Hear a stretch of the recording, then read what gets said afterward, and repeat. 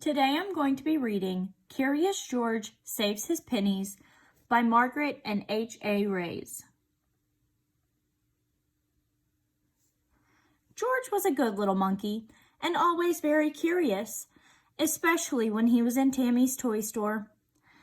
There were so many things to wonder about: pogo sticks and skateboards, snow globes and kaleidoscopes, and even finger traps. But George's favorite thing to do in the toy store was play at the train table. Today there was a new train. Its wood was painted bright red, and it had a real working whistle. George held it up to show his friend, the man with the yellow hat. "Not today," his friend said. "We're looking for a birthday present for Noah, remember? He's turning 5. What do you think of this?" George helped his friend pick out a yellow and green hula hoop. While Tammy the shopkeeper wrapped the present for the birthday party, George wandered back to the train table. "I have a suggestion, George," said the man as he carried the gift over. "Why don't you buy that new train yourself? The tag says $5. I'm sure you can save the money for it." George liked this suggestion so much that he was only a little sorry to put the train back down. George had a good time at the birthday party. Noah let everyone have a turn at the hula hoop. It was harder than it looked. As soon as George got home that afternoon, he took his piggy bank down from his dresser. He opened the small plug at the bottom and shook. Out tumbled a nickel. George ran to show the coin to his friend. "You have 5 cents, the man said. "I'll give you your allowance early this week. Don't spend it on candy. You have to save it up." The man gave George 2 quarters. "Here is 50 cents, he said. "Now you have 55 cents. You have only $4.45 left to save."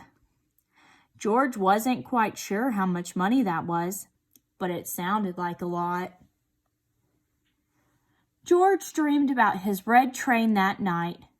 He was riding it through a forest of trees. He tugged on the whistle again and again so that no one could miss such a shiny red engine. In the morning, George decided that he would have to find a way to earn money faster. What if someone else were to buy the red train at the store before he could? He had an idea. George found 5 pennies and a dime in the sofa cushions. He found a nickel under his bed. His piggy bank jingled nicely that evening. He had 75 cents saved. 1 more quarter and he would have $1. The next morning, George had another idea. He would get a job. Lucky for George, his neighbor, Mr. Reddy, needed help raking leaves. George worked all morning long, gathering armfuls of red, brown, and gold leaves to add to a growing pile in the center of the yard.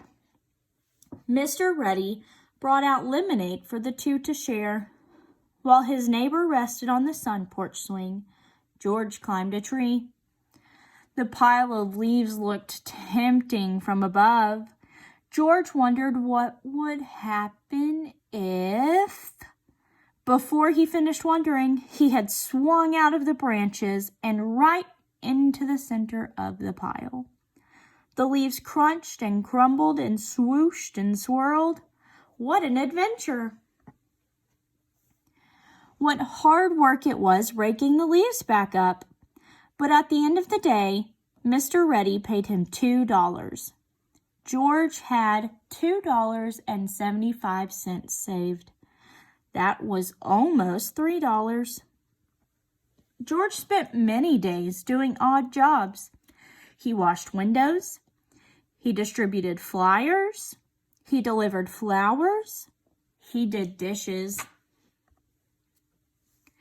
At the end of a week, George finally had $5. "I'm proud of you, George," said the man with the yellow hat. "You saved all that money by yourself." You've sure earned that train." The change clinked merrily in the piggy bank as George set off for the toy store. The autumn day was bright and clear and not very cold. George walked by the park. The neighborhood children were playing with a windsock. Suddenly, it got stuck in a tree. They needed George's help. George carefully set his piggy bank down on a nearby park bench where he could keep an eye on it. But little monkeys sometimes forget. And as George began to play with the children, he forgot to check that his bank was still there.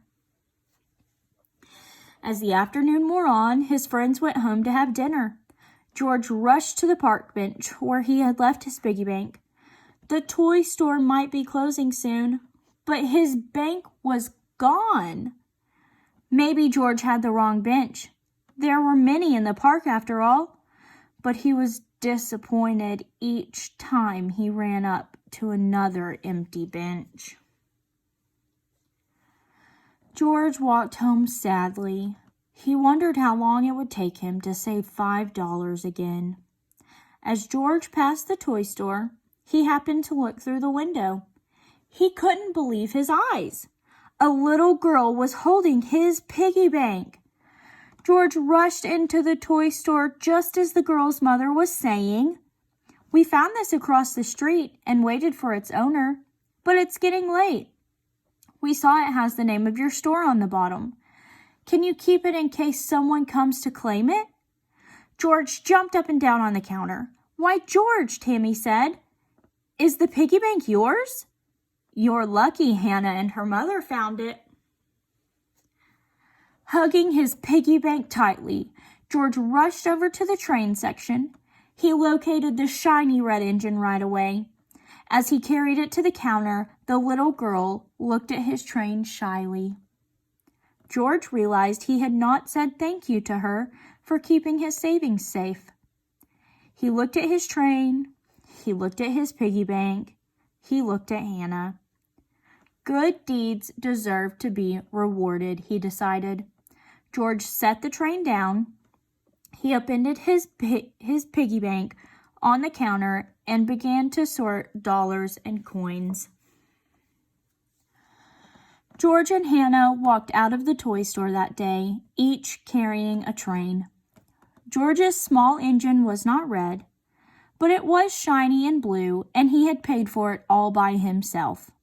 Best of all, he had a new friend who loved to play with trains almost as much as he did. The end.